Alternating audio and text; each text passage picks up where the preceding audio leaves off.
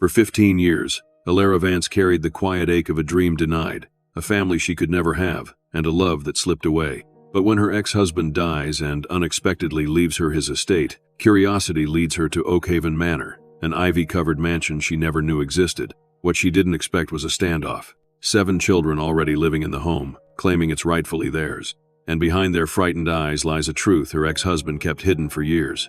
The drive to Oakhaven took Alara through winding country roads she'd never traveled before. Her modest sedan seemed out of place in this landscape of rolling hills and ancient trees. How had Richard come to own property here? And why leave it to her, the wife he'd left behind? The questions tumbled through her mind as the GPS announced her arrival. As Oakhaven Manor came into view, Alara's breath caught in her throat. It was magnificent, a sprawling stone house with tall windows and ivy climbing its walls. The kind of home that belonged in a period drama, not in the real world, and certainly not in her life. The gravel driveway crunched under her tires as she approached, the sound oddly final. The heavy oak door was unlocked. She pushed it open, calling out hesitantly, "Hello? Is anyone here?" The foyer was grand but dusty, sunlight streaming through windows to illuminate dancing motes in the air. The house had a peculiar feeling, not quite abandoned, but not fully lived in either. Alara ran her fingers along a mahogany side table, leaving trails in the thin layer of dust. A noise from deeper in the house made her freeze. Footsteps. No, multiple sets of footsteps, and hushed, urgent whispers. "Who's there?" she called, her voice stronger now. Silence fell, then a door creaked. Alara followed the sound to a vast drawing room with faded velvet curtains and worn furniture that had once been elegant. And there they were, 7 pairs of eyes staring at her with expressions ranging from defiance to terror. Children. 7 children, arranged almost like a protective formation. At the front stood a teenage boy, perhaps 16, with dark hair falling across his forehead and a jaw set in determination. Behind him, partially hidden, were the others, a solemn girl with watchful eyes, younger children clutching each other's hands, and a tiny girl peeking out from behind the teenager's legs. "Who are you?" the oldest boy demanded, his voice tight with suspicion. "This isn't your house. This is our house." Mr. Richard said so. The name hit Alara like a physical blow. The children looked nothing like him. They were too varied in age and appearance to be siblings by birth, but the implication was clear. "I'm Alara," she said, her voice barely steady. "Richard was my ex-husband. He passed away recently." "We know he's dead," the boy said bluntly. "Mrs. Petrov told us. She said someone might come, but this is still our home," he promised. Alara felt dizzy, the room seeming to tilt around her. Had Richard been leading a double life all these years? Had their inability to conceive driven him to this?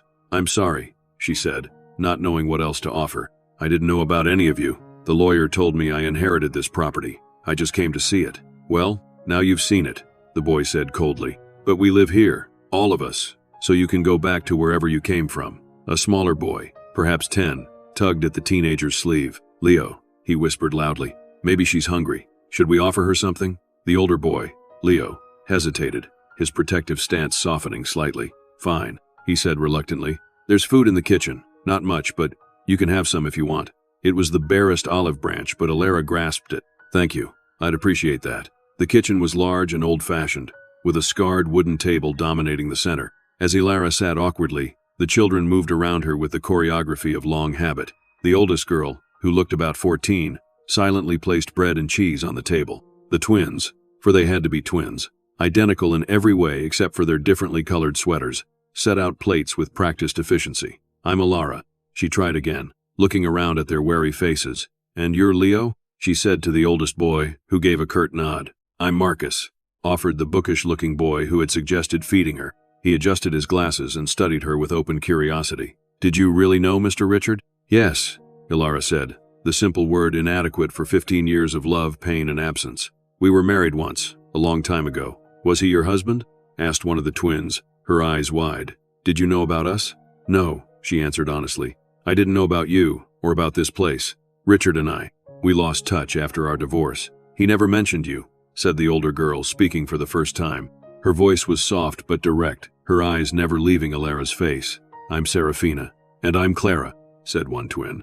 "I'm Chloe," added the other, so quickly it was almost one voice. "Finn," mumbled a small boy of about 7, who had been systematically taking apart a salt shaker throughout the introduction. The smallest child, a little girl who couldn't be more than 5, remained silent, half hidden behind Leo's chair. "That's Lily," Leo explained, his voice softening when he looked at her. "She doesn't talk much to people she doesn't know." How long have you all lived here? The children exchanged glances, a silent communication passing between them. Different times, Leo finally answered. I've been here the longest, almost 4 years. And Mr. Richard? He took care of you? Another exchange of glances. He came when he could, Serafina said carefully. Mrs. Petrov checks on us most days. Make sure we have food, that we're doing our lessons. You don't go to school? Alara asked, alarmed. We do school here, Marcus explained, warming to the subject. We have books and computers. I'm doing algebra now, and Serafina's really good at science. The twins are learning French. Oui, c'est vrai, Clara and Chloe said in unison, then giggled. It was surreal. These children, seemingly abandoned yet not, educated yet isolated, connected to Richard in a way Alara couldn't fathom. The bread turned to ash in her mouth as she tried to make sense of it all. Where do you all sleep? Are there enough bedrooms? She asked, looking around the vast kitchen and thinking of the rest of the house she hadn't seen. There are lots of bedrooms, Finn piped up. I have my own, but sometimes I get scared and sleep with Leo. You do not, Leo protested, his cheeks reddening slightly. Do too, Finn insisted. Alara watched the interaction with growing bewilderment. They acted like siblings, teasing, protecting, exasperating each other. Yet they clearly weren't related by blood. When was the last time you saw Mr. Richard? She asked carefully. The mood in the kitchen shifted, a shadow falling over their faces. 2 weeks ago, Leo answered. He said he wasn't feeling well, that he had to go away for treatment. He promised he'd come back soon. His voice cracked slightly on the last word, and he looked away, jaw tight. I think, she said slowly, that we should call Mrs. Petrov. I'd like to speak with her. She'll be here tomorrow, Serafina said, watching Alara with unnerving intensity. She always comes on Tuesdays with groceries. Then I'll come back tomorrow, Alara decided, rising from the table. The thought of spending the night in this house, with these strangers who knew Richard better than she did now, was overwhelming. Is there a hotel nearby where I could stay? There's the Blue Heron Inn about 5 miles back toward town, Marcus offered. Mr. Richard stayed there once when the power was out here for 3 days. She thanked them for the information and the meager meal, promising to return the next day. As she turned to leave, little Lily finally emerged from behind Leo's chair, approaching Alara with tentative steps. Are you going to make us leave? She asked in a small, clear voice. The question struck Alara's heart. These children feared her, feared that she would take away the only home they knew. No, she said softly, crouching to meet Lily's eyes. I won't make you leave, I promise. The child studied her face for a long moment, then nodded once, apparently satisfied, and retreated back to Leo's protective presence. Alara drove to the Blue Heron Inn in a daze, checked into a quaint room with flowered wallpaper, and sat on the edge of the bed, trembling. 7 children, living in a house her ex-husband had owned, calling him Mr. Richard. Fear and confusion warred with a darker emotion she was reluctant to name, jealousy. Richard had somehow created the family they couldn't have together. While she had learned to live with their shared loss, he had found another way. Sleep eluded her that night, her mind racing with questions. Morning brought no clarity, but it did bring determination. Alara dressed carefully, stopped at the local store to buy proper groceries. The kitchen at Oakhaven had seemed dangerously bare, and drove back to the manor with a car full of food and a head full of questions. The children were more prepared for her arrival this time. Leo opened the door before she could knock, eyeing the grocery bags with surprise. You came back? He said, as if he'd half expected her to vanish like a strange dream. I said I would, Alara replied simply, and I brought breakfast.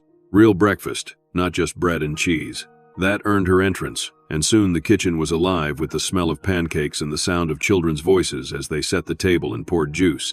It was so domestic, so normal in its chaos, that Alara could almost forget the strangeness of the situation. Almost. As promised, Mrs. Petrov arrived mid-morning. She was an elderly woman with a thick Eastern European accent and shrewd eyes that took in Alara's presence with surprise but not alarm. You must be the ex-wife, she said without preamble. Mr. Richard said you might come,